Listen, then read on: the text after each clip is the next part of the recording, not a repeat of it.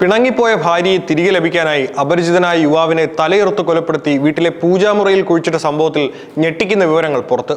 ഒഡീഷയിലാണ് മനുഷ്യ മനസാക്ഷിയെ നടുക്കി ഈ ക്രൂരകൃത്യം അരങ്ങേറിയത്. ദുർമന്ത്രവാദത്തിന്റെയും നരബലിയുടെയും ഭാഗമായിട്ടാണ് കൊലപാതകമെന്നാണ് പോലീസിന്റെ പ്രാഥമിക നിഗമനം. സംഭവവുമായി ബന്ധപ്പെട്ട പ്രതിയായ ശത്രുഘ്ന സാഹു എന്ന 40-കാരനെ പോലീസ് അറസ്റ്റ് ചെയ്തു.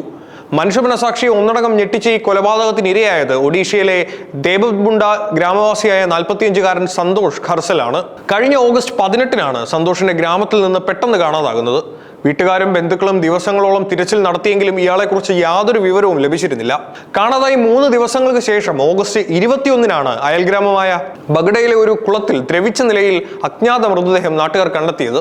ദാരുണമായി തല വെട്ടിയെറുത്തു മാറ്റിയ നിലയിലായിരുന്നു മൃതദേഹം കുളത്തിൽ കിടന്നിരുന്നത്. തുടർന്ന് പോലീസ് സ്ഥലത്തെത്തി നടത്തിയ പരിശോധനയിൽ കൊല്ലപ്പെട്ടത് കാണാതായ സന്തോഷ് ഖർസൽ തന്നെയെന്ന് തിരിച്ചറിഞ്ഞു.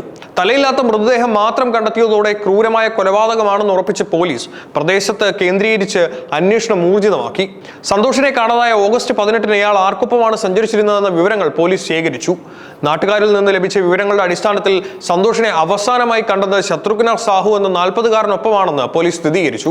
തുടർന്ന് പോലീസിന്റെ പ്രത്യേക സംഘം ശത്രുഘ്ന സാഹുവിനെ കസ്റ്റഡിയിലെടുത്ത് ചോദ്യം ചെയ്യാൻ തുടങ്ങിയതോടെയാണ് ക്രൂരമായി ദുർമന്ത്രവാദത്തിന്റെ ചുരുളഴിയുന്നത്. സംശയത്തിന്റെ അടിസ്ഥാനത്തിൽ കസ്റ്റഡിയിലെടുത്ത ശത്രുഘ്ന സാഹുവിനെ പോലീസ് വിശദമായി ചോദ്യം ചെയ്തപ്പോഴാണ് നാടിനെ നടുക്കി ക്രൂര കൊലപാതകത്തിന്റെ ഞെട്ടിക്കുന്ന വിവരങ്ങൾ ഓരോന്നായി പുറത്തു വന്നത്.